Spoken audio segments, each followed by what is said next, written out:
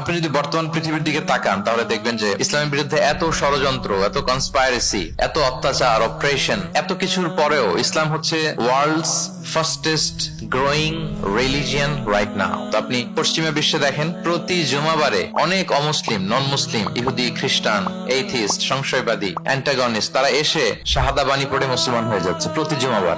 নারী পুরুষ নির্বিশেষে, আস্তিক নাস্তিক নির্বিশেষে প্রতি জুমাবারে তারা এসে শাহাদা পড়ে মুসলমান হয়ে যাচ্ছে। রাস্তাঘাটেও আমাদের পশ্চিমা বিশ্বের দায়ীরা রাস্তার মধ্যেও দাওয়াতি কাজ করে, আলহামদুলিল্লাহ। এটাকে স্ট্রিট দাওয়া বলে। এই যে এরকম টেবিল নিয়ে বসে কোরআনের ট্রান্সলেশন নিয়ে, কিছু ইসলামের সহজ সরল বই নিয়ে তারা নন মুসলিমদের সাথে ইসলাম নিয়ে কথা বলে। আর ওরা খুব ফ্রেন্ডলি মানুষের সাথে মেশে কথা বলে, ফলে ইজিলি তাদেরকে অ্যাপ্রোচ করা যায়। তো তাদেরকে অনেকে জিজ্ঞেস করে যে তোমার ধর্ম কি, তোমার বাবার ধর্ম কি, what do you think about life after death, মৃত্যুর পরের জীবন নিয়ে তোমার ভাবনা কি, তোমার দাদা কোথায় গেল, তোমার বাবা কোথায়, তো চলে গেছে, তুমিও কোথায় যাবা। এইভাবে যখন জিজ্ঞেস করে নন মুসলিমদেরকে, তাদেরকে যখন ভাবায়, ভাবাতে ভাবাতে ভাবাতে ভাবাতে ইসলামের বাণীগুলো যখন তাদের সামনে পেশ করে, তারা যখন কনভিন্সড হয়, অনেক ক্রিশ্চিয়ান, অনেক জুইশ, অনেক নন মুসলিম ওই রাস্তার ওই দাওয়া কাজের মধ্যে, স্ট্রিট দাওয়াতে ওইখানেই ঘোষণা দেয় আশহাদু আল্লা ইলাহা ইল্লাল্লাহ ওয়া আশহাদু আন্না মুহাম্মাদান আবদুহু ওয়া রাসূলুহু।